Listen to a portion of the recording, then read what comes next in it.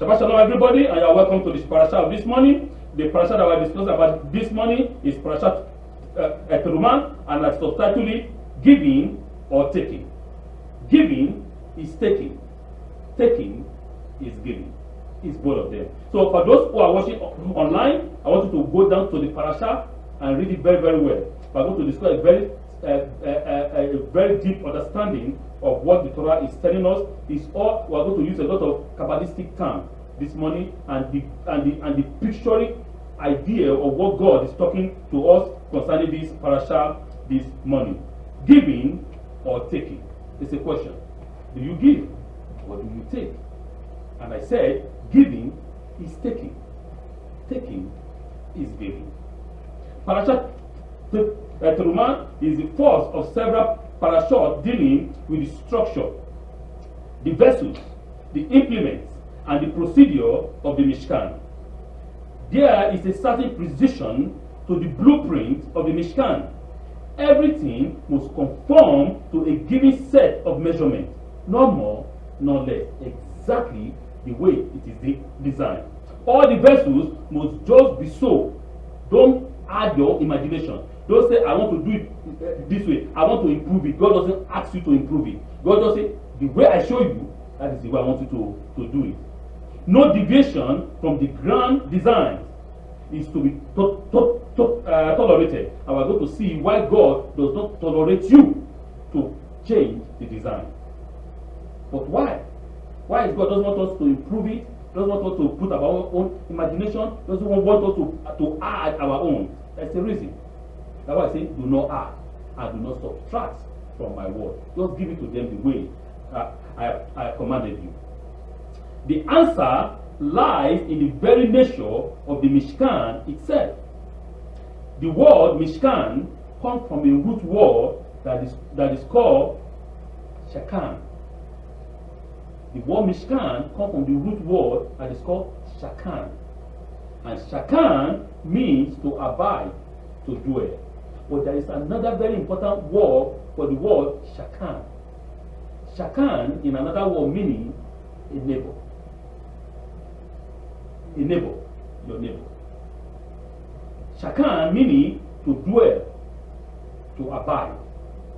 And the same word meaning a neighbor. Who is a neighbor? A neighbor is one that dwell, that abide by your side, you know? It's abiding by your side. So, it is given this name because it is intended to be the abode of the divine presence, the Kavod, the glory, the honor of the Lord. Now, let's break that word into pieces now. Shakan. The Torah said, make a what? A sanctuary for me, that I will do what? Dwell among them. The Torah didn't say, make a sanctuary for me, that I will dwell in the sanctuary. It's different. It didn't say, make a sanctuary for me to dwell in the four square. No. Among them. A neighbor. I am your neighbor. I am abiding by you. You are my neighbor. We are friends. Right? And Yeshua said, love your neighbor as yourself. If you love your neighbor the way you love yourself, oh wow, God is saying, love me, I'm your neighbor. If you love me as you love yourself, everything is easy. I'm telling you. Because if you love your neighbor as you love yourself, you don't want negative thing for yourself. You don't want to do bad to yourself. You want goody for yourself. Then if you do goody for your neighbor, the word is simple. It's not hard. You see, the same. If we can do that for your neighbor, for your creator, who is also your neighbor, who is abiding by your side, just next to you, then it's simple. The Torah said again, right? Take a lamb. And if the lamb is too much for the people inside the house, what the Torah said, your neighbor. Go to your neighbor. Bring your neighbor in. Take the lamb, put it in your house, the blood, and you eat it. You and your neighbor, quick. The Torah never said, go and pick your friend or pick your brother and your sister who is 10 kilometers away. Because I'm just quickly run to go and pick my mama or my brother or my sister is 10 kilometers. I need to save them, bring them in here. La la la la. No. Your neighbor. The man who is next to you. The woman who is next to you. Bring him in. Kill it. All of you eat it. And that is a sacrifice unto the Lord. See, the Torah is very precise. It's a picture. The language is picture. It's a picture. It's telling you that if you love your neighbor, if you love that person that it's not even somebody that you know, but it's a person that is living by your side. If you can take care of him, if you can love him with all your heart, with all your soul, then how much more the Almighty that you do not see? That is the idea. If you can take care of that man, that woman, that child, that person that you don't know, that is not even your blood descendant, then you are serving me, who is your creator. Serving God is serving man. Serving God is serving humanity. Because you don't see God, but you see your neighbor. That is the idea. So, it has to be what? Precise. Understanding that no deviation. And why did God say there is no deviation in the world, in this measurement? Because God doesn't want us. Because our rabbi said, the time will come when we will begin to say, okay, we have an idea. Let us improve the service. We begin to bring in, and it happened in real life, we begin to bring in the idea of the Ammonites. We begin to bring in the idea of the Canaanites. We begin to bring in the idea, you see, those Canaanites, this is the way they serve their God. We can borrow something from there and add it to our own, and let's improve it. No, it is rigid. This one, there is no flexibility. No, God is flexible, right? For some time, it's rigid like a stone. In this one, God said, in this Mishkan, no flexibility, is rigid. No any other idea from outside is allowed inside here. All your idea die down outside, not inside here. Here is a precise measurement, precise way of worship, precise way of making the sacrifice, precise way. He said, the Kohen Gadol shall do what? Dig his 4 fingers and put it 7 times. Imagine it, precise, not 7 times is too small, let me make it 27 times. He didn't know. If the Ammonites do their own 27 times, your own is 7 times. If the Canaanites do their own 21 times, that is a problem. Not you, 7 times. You shall go to the east part, to the west part, to the north part, maybe the Ammonites they do their own, just like this round, and God said, you shall not do, you take a walk. Do exactly what you are commanded. Don't add to it. Don't make it, I want to. No, it won't work. You do exactly what you are commanded. In Parashat Terumah, we read about the making of the utensils, the articles of the Mishkan. The one thing that created the ability for this holy item to perform their miracles in the Mishkan was the collection of the money to fund it. The Torah states in Shemos chapter 25 verse 2, speak unto the children of Israel that they take for me an offering of every man whose heart make him willing, ye shall take my offering, my Terumah. There are 2 sets to this verse. The first to give money to the building of the Mishkan, and the second, the manner in which the person gave the money. Our rabbis, in Talmud, our rabbi said that the people, it's very funny, but I want us to look at the part that they said. Our rabbi said in the Talmud that the people were forced to give the money. Now look at this. You must be forced to give the money. How can you be forced to give the money? But the Torah said it is those that are willing, according to your heart, how your heart is willing to give, not forced. The Torah said no. That this is what it means. That the money that it is said that the money is set for everybody. Let's say everybody has to give $1. Everybody, and you have to give it. You don't. The Moshe doesn't care, or Aaron doesn't care if you have or you don't have. You must find it. But when the Torah said that it is willing is the extra. If you now say, okay, I have $20. I want to now add $20 to that $1, then it is welcome. So we are going to take it. But for me, I reject such an interpretation. But that's not what the Torah is saying. Because they are trying to combine two things into one. I know everybody needs money. Because remember there's a chapter in the Torah, we're going to see it later on, where the Torah said, you shall give a what? $1 each. A rich man shall not give less, and a poor man shall not give less. This is for what? For the censor, for the counting of the people. Because they want to count the people exact amount. Because you cannot count them one by one. So we use money to count them. So we give $1, so we count all the money, then we can know how many people as a population for the census. Because God has commanded, you shall not count my people. Right? So that is the idea. So now our rabbi now want to combine this one into the what? Into the Parashat Teruma. And I say, no. Don't put two things together. No, it's separate. This one is different. This one, the Torah says, for the building of the Mishkan, it is for those whose heart is willing. But remember, all the gifts that were described, there were 13 of them. Different gifts that was what described for the what? For the building of the Mishkan. So if you don't have gold, you have oil. It's for everybody. Even the poor of the poor have something to give. The poor of the poor, you say, okay, me, I don't have anything, for example, to give, but I can walk in the temple. And the women begin to weave. All the thing was dedicated. Men, women, everybody. It is not only the men that did the work. No, the women contributed in weaving, in designing, in dyeing. You know, the dyes that they use for the color, all those things. The women did it. They weave everything. That is their own contribution to the building of the Mishkan. Right? So this is what the Torah is saying. And we have to understand it very, very, very well. That when you give, you are not actually giving. You are gaining. I'm telling you.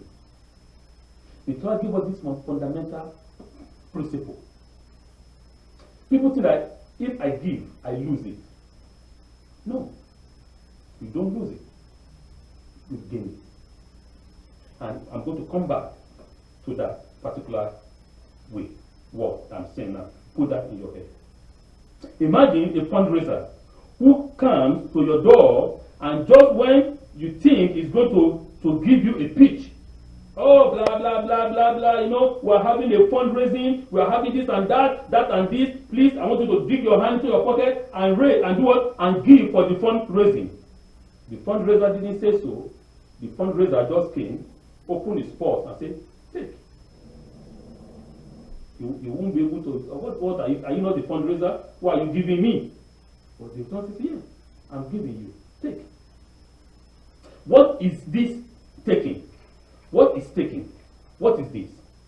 The Lord our God spoke to Moshe saying, speak to the children of Israel and take for me a donation. The Midrash quote by the verse in Mishle and in Proverbs state, a good taking I have given you. A good taking. Look at the word. A good taking I have given you. And what is that God has given us? I have given you the most precious thing in life.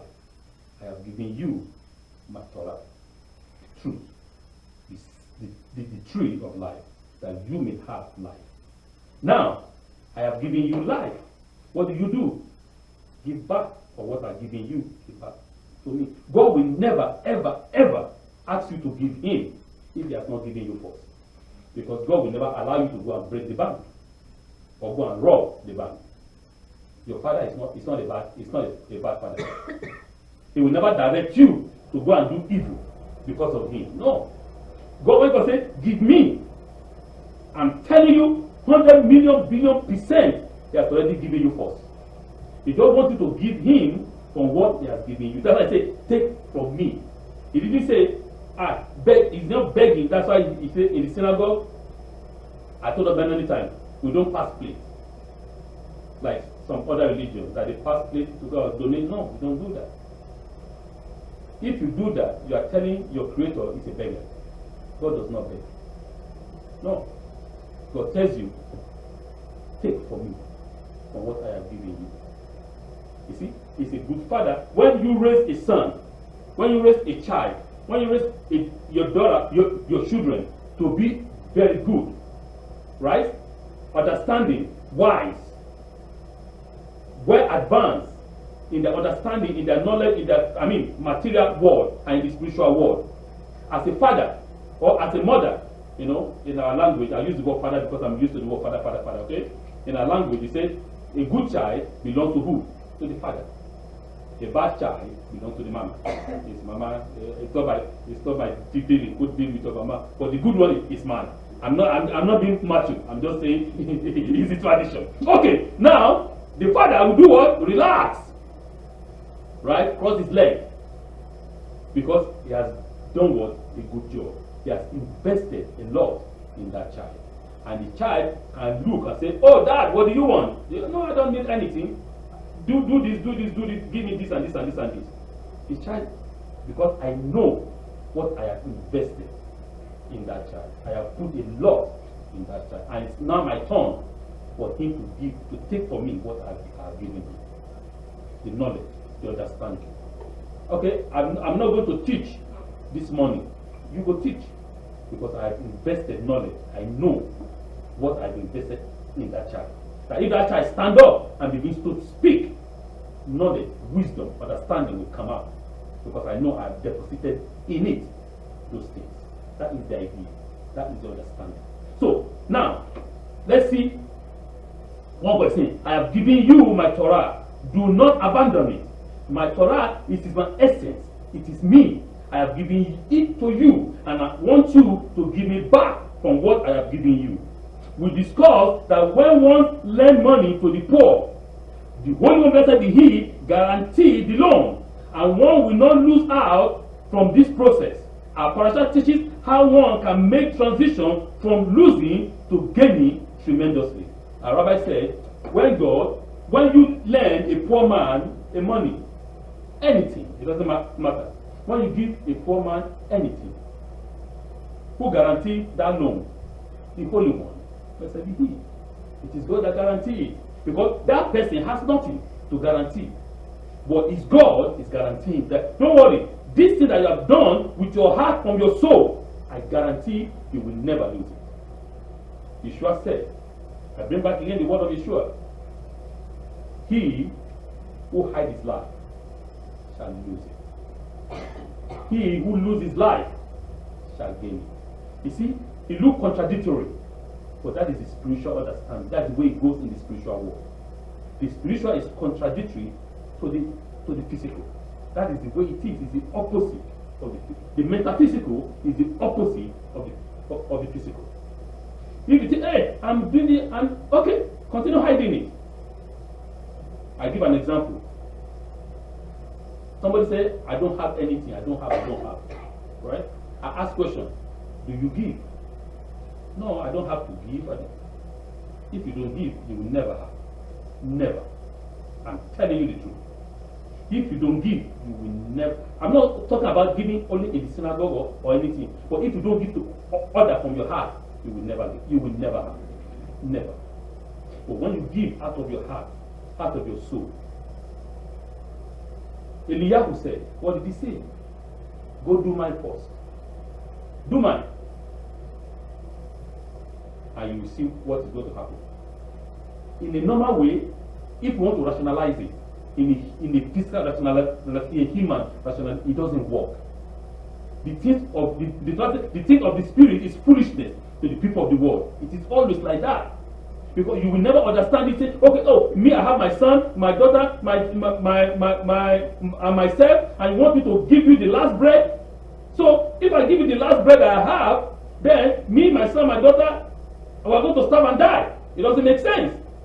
But Eliyahu said, no, do my first. Cook for me first. And you shall see what is going to happen. The woman obeyed. All this is about obedience.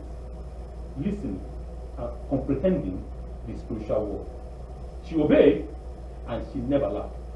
until the Lord God send rain upon the earth. She always have. The flour, the oil never run dry. That is the understanding. That is the idea. When you see that you are saving, you are keeping, you are protecting it, you are guiding it, what did the Lord God will do? You put a hole in the purse. It will just be leaking out. You are making $1 million every year, you don't know how you are spending it. You will never see it. But you make that $1, you take 1 cent and give it to God, and the 99 cents is for you. I'm telling you, that 1 cent, God will begin to multiply it. And the person that's making 1 million will see what you are doing with that 1 cent. What? How are you making it? How are you surviving? Are you not making $1? How are you buying this thing?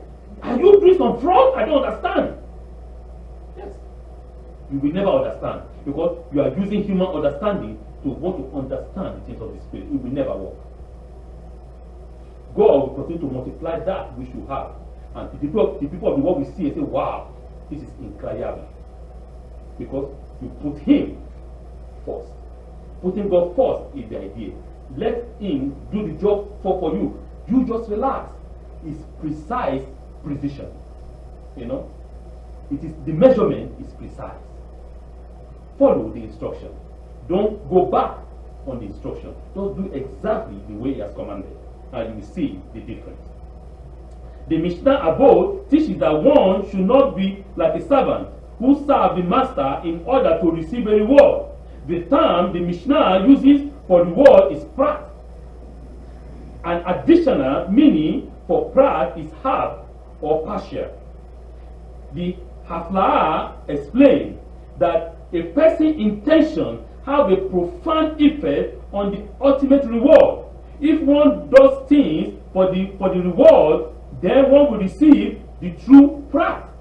I'm going to explain that. A reward that will be just a part of what one could have received the complete whole. What is a prat? A prat in Mishnah, in the understanding, is half. As you know the word prat, a half, not complete, not a wholesome, not the completeness, a half of things. When you give things, you say, you know what? My mama said, or my papa say I should just give. But your heart don't to give. Let me just follow, let me just obey what my father said. Good. Remember in the Torah said, a child that honor their father and their mother shall do what? Shall be blessed. No? God will honor that. The word of God will never return back to him without being fulfilled. God, because you honor your father and your mother, God will give you what? Half. Okay? I give you half. In reward. Because you are only thinking about the reward. Yeah, I need only the reward. No. Just follow. Do it according to what God. It is your intention. Everything that we do is about how our intention in our heart. Oh, God said I should be giving my tithe. Okay, I'm just going to do what God said because God is your father, right? You obey Him. He give you half of it in this world, but not in the world to come. You get your gain in this world. Half. But if you are saying this is what the Torah has commanded, and I'm going to do it with joyful heart, with nobody forcing me, not my rabbi telling me to do this. People that I don't do before, I don't even believe in it, but I'm going to practice exactly what the Torah said. Openly, with all my heart, with all my soul.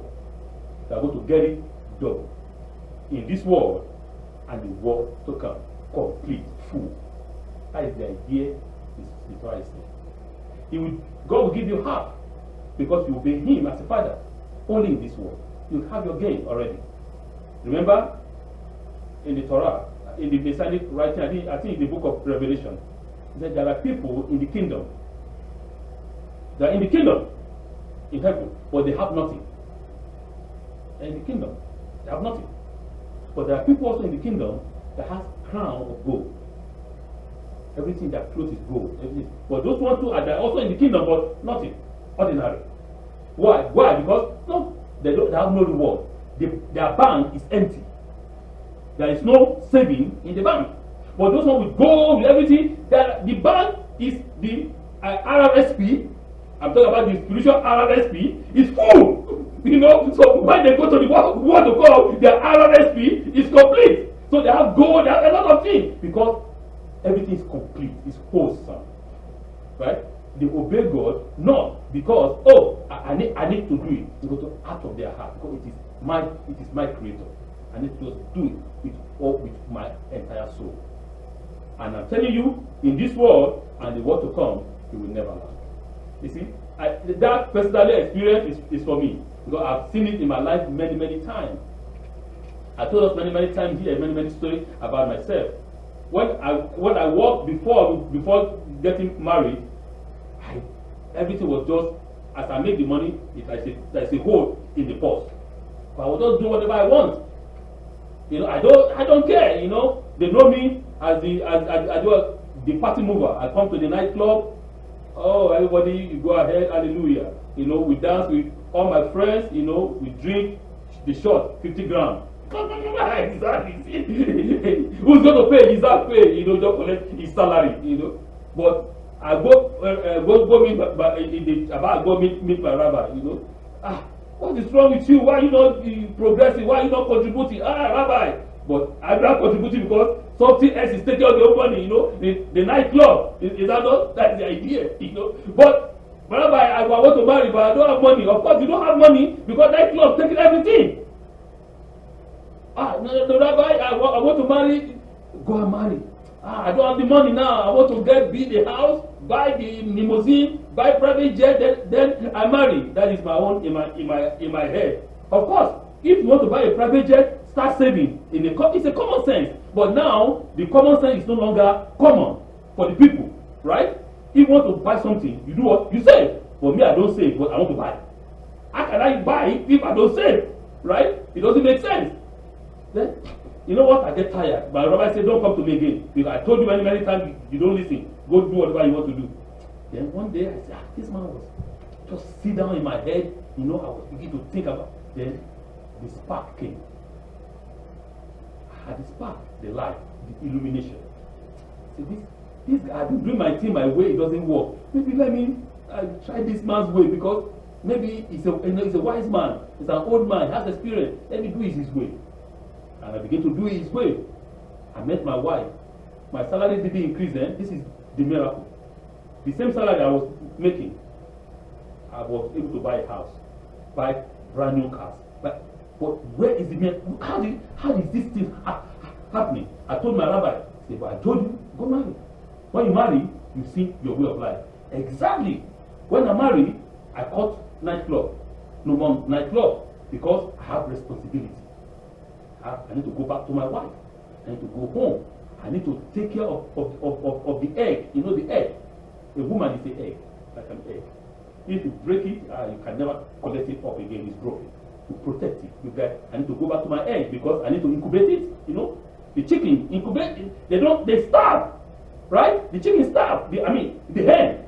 They starve while they sit down on their egg because they know the reward. After 21 days, they have chicks. And after 21 days, they can eat. See, nature is it gives us experiences. I'm telling you, I was able to incubate my egg and the ash, and I glorify his name. It's very important. And then you can do, wow, this is wonderful. They say, the man is a wise man.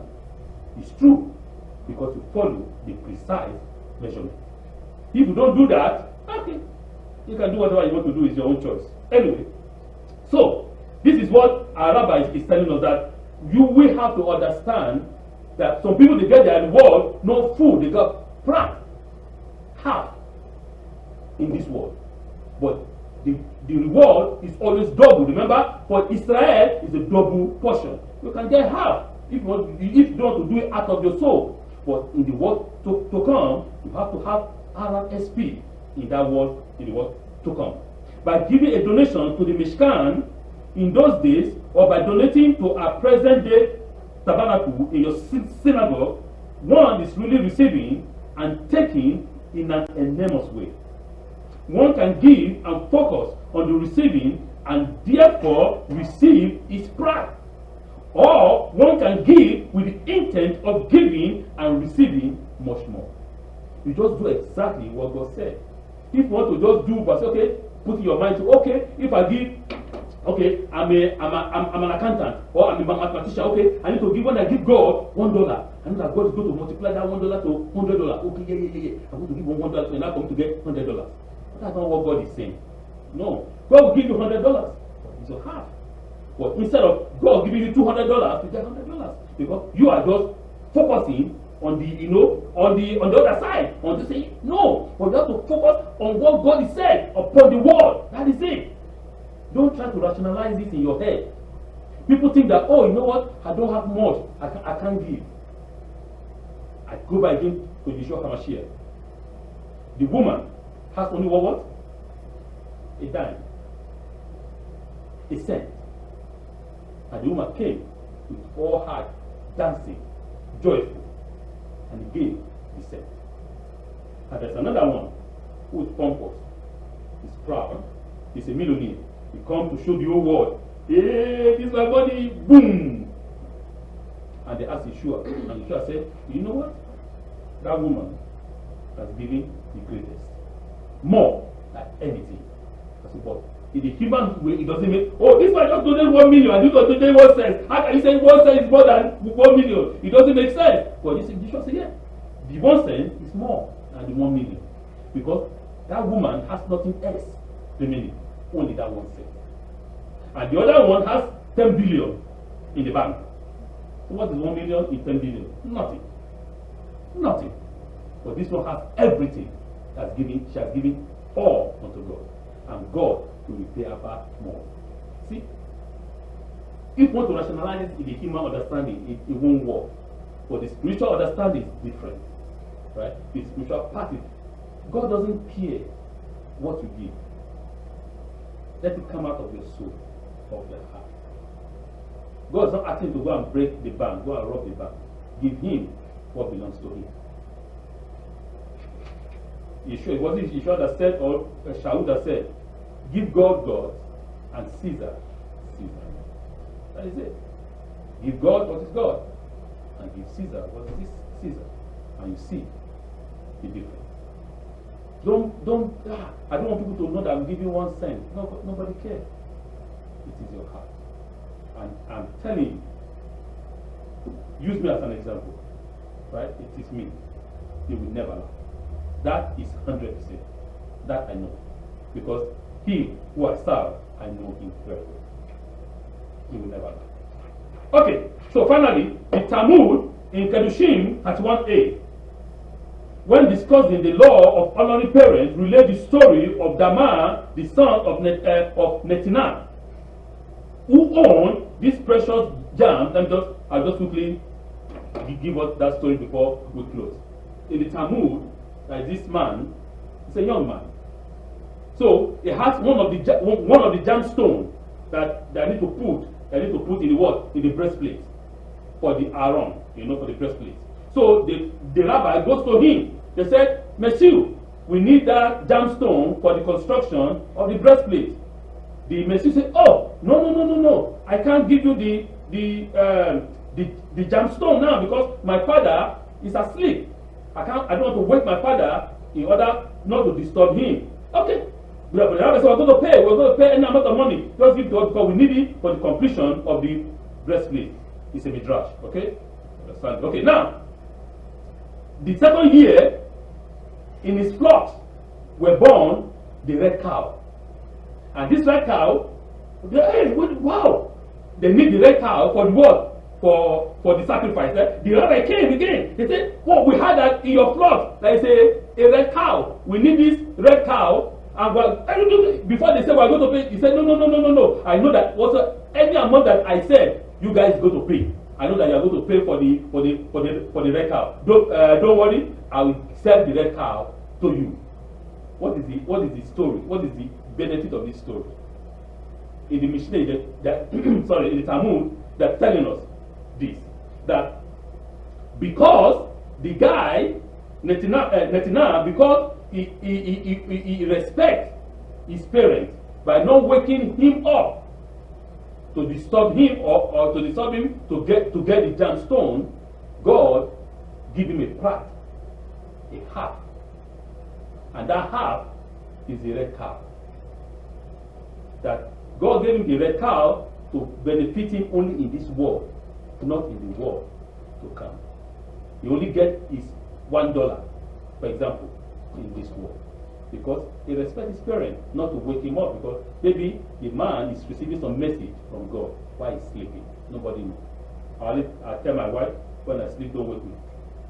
Don't wake. I hate when people wake me up. Because sometimes I'm receiving a message, come on, I need to finish this thing, I need to finish this dream. Don't wake me. I wake up by myself, So that is the idea, Okay, he did what is right, because, okay, now, if that guy would have gone to give them that gemstone, he would have received double the portion, not only half of the portion. So this is the idea that the Torah is given to each and every one of us. We, as a child of God, a person does not lose out when done with the right intention.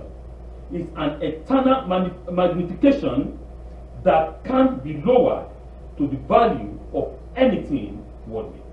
When you do exactly what God commanded you, and you will never lose. Never, ever, ever lose. Because it's always there, giving you. The heavens, he said, on the Shabbat, when we say the heavens are open, and the blessing pour upon his children. I want to encourage us.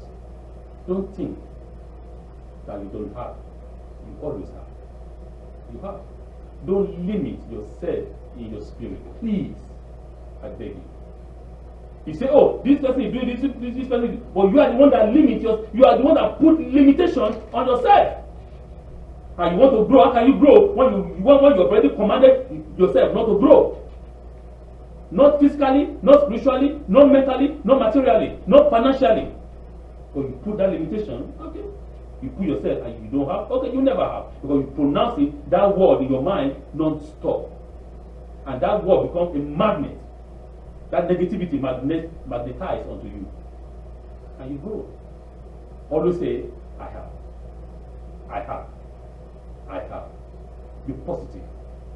I was telling my children yesterday, there are two ways to look at a journey. Two ways to look at a journey. You can say, oh, this journey is too far. This journey is too far. This journey is too far. Complain. And the journey will be far. Continue to complain. Don't stop. Be like your forefather in Egypt. Be like your forefather in the desert. Continue complaining. But you can say this way, oh, the end is closer. I'm closer to the end. I'm closer to the end. I'm closer to the end. I'm going to make it. I'm going to make it. I'm going to make it. That encouragement, that positivity leads you onto the end. But when you say, it is too far, it is too, okay, don't stop. Complain. Then see the result. But when you make it in a positive, oh, another step, hallelujah, another step, hallelujah, I'm coming to the end, I'm coming to the end, oh, I'm going to make it, I'm going to make it. I'm telling you, you will make it, because that encouragement, that positivity, is, when you have no power, it pushes you to the end. And you look at the end, whew, I made it. It's like that. It's not hard. It is for us to think. The Torah is not hard. It's simple. Shekan is your neighbor. God is our neighbor. He's not. I'm not dwelling in the four square. I'm not going to be put in a box. Don't put me in a box. I am your neighbor. I'm right there by your side. I'm going to lift you up. I'm going to bless you. I'm going to prosper. I'm going to do everything for you. Just listen and obey. It's not hard, eh? Simple. Obey. Parashat Teruma, giving or taking. You decide which one you want. You want to give or you want to be taken? Only taking. But remember, giving is taking. Taking is giving. Shabbat shalom.